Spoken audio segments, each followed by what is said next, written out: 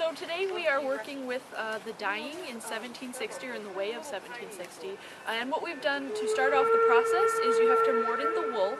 So if you take a look right behind you there, we have wool that's been soaking just in water after it's mordanted. We used alum, which is kind of the chemical process that opens up the fibers of the wool to get it ready and prepared to be dyed. So then you're going to start the fire so that you can warm up some other pots of water, which sitting over the hearth here, we have a couple different colors.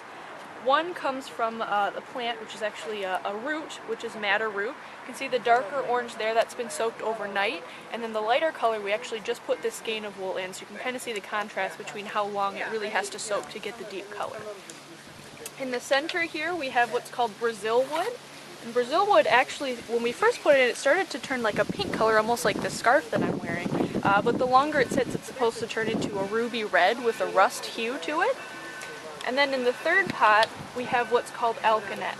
And that'll give you kind of a lavender purple the longer it starts to sit. You can see that we have another one that's mixed in there, and that was just put in. So it kind of gets tan, and then it turns into the purple that you see there.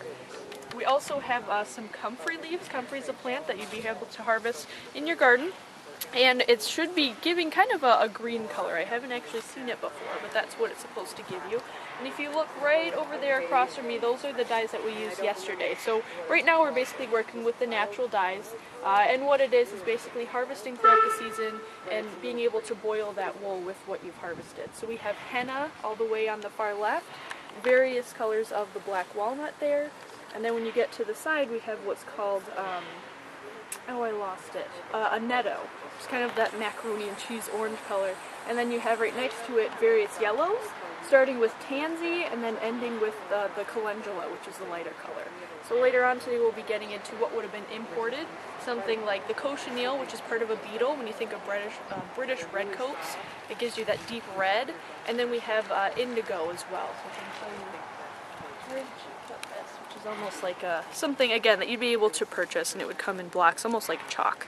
And that's what you would purchase as well. So.